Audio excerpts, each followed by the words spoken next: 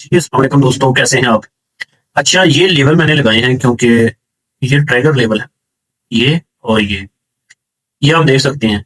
ये level H1 time frame के मुताबिक अगर कोई कैंडल इसके ऊपर क्लोजिंग दे और मोमेंटम कैंडल हो, जिसके ऊपर कोई इतनी बड़ी डोजी ना हो और वॉल्यूम नॉर्मल सा हो, तो सुकून के साथ इसके लो को एस्टल के साथ बाय कर लेंगे। लेकिन इसी तरह से अगर नीचे की तरफ कैंडल क्लोज हो, तो बेहतर है कि ट्रेड ना की जाए, एहतियात किया जाए कि जब भी दोबारा आके इसको ऊपर की तरफ ब्रेक करेंगे H1 टाइम फ्रेम हम बाय करेंगे। ठीक है, तो आप मेरा ख्याल आप बात समझ गए होंगे। ये लेवल है, इनको आपने देख लेना है। अगर H1 टाइम फ्रेम में ये ब्रेक होते हैं तो हमारी अपॉर्चुनिटी बनेगी। बेहतर ये है कि ऊपर की तरफ ब्रेक हो, वो सबसे बेहतरीन है। जी, कैंडल ऊपर क्लोज हो चुकी है उस लेवल के और वॉल्यूम भी अच्छा है और मोमेंटम कैंडल है। अभी यहाँ पे एक चीज याद रखिएगा कि दो किस्म की एंट्री हो सकती है यहाँ पे। ठीक है ना, एक तो अग्रेसिव एंट्री होगी यहाँ पे।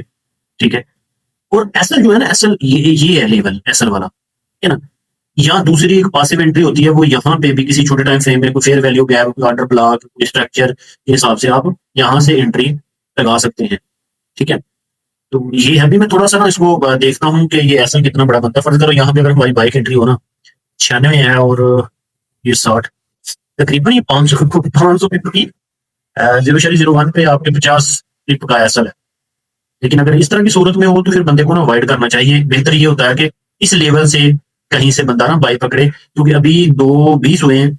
तो बेहतर ये है कि न्यूयॉर्क सेशन में जाए बंदा, और पॉसिबिलिटी ये होती है कि वो इस लेवल से कहीं से ना मैनेज किया जाए। जी अल्हम्दुलिल्लाह, कल सेम उसी तरह से हुआ जैसे मुझे उम्मीद थी कि मार्केट इस तरह से करेगी। यहाँ पे थी मार्केट और मैंने कहा था कि बाय के चांस है, लेकिन एसएल बड़ा बनता है इस जगह से। तो मिनिमम किसी छोटे टाइम फ्रेम में जाके कोई order block, fair value gap, इस तरह की कोई सपोर्ट बनती है तो वहां पे आप बाय कर सकते हैं। तो इस एरिया में ना मैंने एक एंट्री भी लगाई थी, मेरे स्टूडेंट ने भी एंट्री लगाई थी, वो मैंने शेयर की थी। वो ये था कि यहाँ पे ये फेयर वैल्यू गैप है और ये उस हिसाब से है, अगर इसको अवॉइड किया जाए तब। तो ये सारा लेवल था, एक्चुअली में ये एक लेवल भी था और मार्केट इस एरिया से बाई गई है।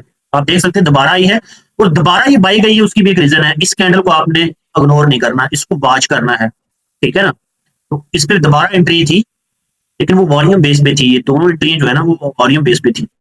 तो बताने का मेरे वीर जी मकसद ये है। अच्छा, फिर ये ना मतलब कोई छोटी मोटी मूव्स नहीं होती, क्योंकि मैंने बताया था कि 550 पिप 450 पिप बनता था अगर यहाँ से बाय लगाते। लेकिन फर्ज करो अगर इस ऑर्डर ब्लॉक को हम देख के यहाँ से बाय लगाते, एसएल हमारा सेम है, ये चीज याद रखिए। ये मेरा अपना तरीकाकार है, मैं एसएल को जो है ना वो कम नहीं करता। अगर मेरा एसएल मेरा H1 टाइम फ्रेम या H4 टाइम फ्रेम कह रहा है ना कि इस एरिया में एसएल सिक्योर रहता है, फिर मैं इसी लेवल पे ही एसएल लगाऊंगा। हाँ, एंट्री मैं कहीं से भी लगा सकता हूँ, जैसे ये फेयर वैल्यू गैप है या ये एक लेवल है दूसरे टाइम फ्रेम में जाके, हम 3 में ये बहुत स्ट्रॉन्ग लेवल था। ठीक है ना, तो कहीं से भी मैं बाइक एंट्री लगाता, लेकिन एसएल मेरा बड़ा रहता है। एसएल मेरा बड़ा रहता है वॉल्यूम पे जब भी मैं काम करूंगा, और वॉल्यूम पे मैं छोटे टाइम फ्रेम पे काम नहीं करता, बड़े टाइम फ्रेम पे काम करता हूँ H1 H4 वगैरह पे। तो वहां पे एसएल 3 4 500 पीपी बनते हैं, उससे छोटे एसएल बन ही नहीं सकते, गोल्ड है ना। ठीक है, तो यहाँ पे भी अगर देखें तो अच्छी खासी मूव है। मेरा ख्याल है कि ये 300 पीप तो ये बनते हैं यहाँ से, और ये तकरीबन 500 पीप के लगभग की मूव है सिर्फ उसी बिहाफ पे। लेकिन यहाँ पे ना ये मैं आखिरी बात बता रहा हूँ, ये याद रखिएगा मेरे वीर जी, कि ये H1 के टाइम फ्रेम पे ये बहुत अच्छा सेटअप नहीं है। ये बहुत अच्छा सेटअप नहीं है। ठीक है, ये बहुत अच्छा सेटअप नहीं था जो मैंने आप लोगों के सामने शेयर किया ना, ये बहुत अच्छा सेटअप नहीं था।